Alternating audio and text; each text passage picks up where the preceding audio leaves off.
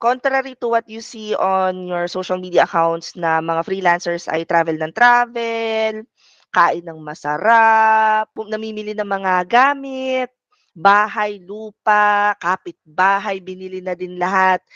Alam mo yung it has its pros and cons and not many people are willing to share kung ano naman yung pinagdaanan nila. So, as early as now, I want to make sure na kayo ay grounded, magsimula kayo sa biggest why nyo para pag medyo nahihirapan na, kumbaga medyo dinudugo ka na sa interviews o kaya feeling mo ubus na yung tiwala mo sa sarili mo kasi nakasampung rejection letter ka ng isang araw lang, babalik ka sa biggest why mo. Freelancing allows you the freedom to work anywhere. However, you guys are responsible for number one is finding your own client. Hindi mo pwedeng sabihin na makakahanap ako ng client kasi 10 ng kaibigan ko, freelancers, mai-refer ako niyan. Hindi uso dito ang referral. Meron namang mga referral, pwede kayo sabihin na, huy, hiring sa ganito. Pero at the end of the day, kung sino kayo, kung ano kayo, yun yung makakaland sa inyo ng client. Kayo talaga, it's you. Hindi siya referral, hindi uso dito ang backer. Yan, hindi uso ang backer dito. Number 2 is finding the best internet connection. Yung mga tao na nakikita nyo nag-work sa Siargao, kala nyo happy-happy sila, may picture nung sa front of the beach, pero namang problema yun sa internet. Hindi nila pinapakita yon.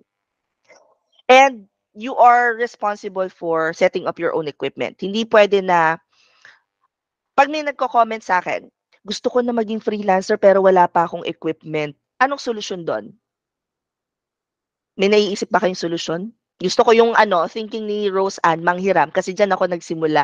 Invest sa equipment. Hindi, magsimula kayo sa kung anong meron kayo. Halimbawa, wala nga kayong laptop, pero yung kapatid ninyo na nag-online schooling meron. Manghiram kayo. Ako nanghiram ako sa mother-in-law ko. Freelancing is a business. The more you put towards your business, ang ina-expect natin, mas malaki yung pera, di ba? Meron ba dito naka-experience na nag-open ng business, sabi ng mga tropa, huy, negosyante, bawasi. Meron? Yes, no, maybe. Ano pa nga yung isa? Yes, no, maybe. Sorry, yan. Guys, ang negosyo, hindi guaranteed na may ROI. Ang negosyo is risk.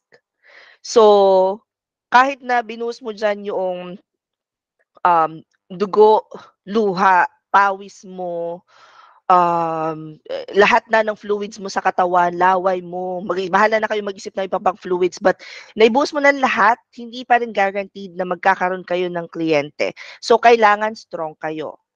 So, bukod dun sa, babalik sa biggest why, ano ang next learning natin bago tayo pumunta dun sa main event? Kailangan strong. Kasi, marami kayong dadaanan na hindi nyo ina-expect na, putya, may ganun pala. Ay,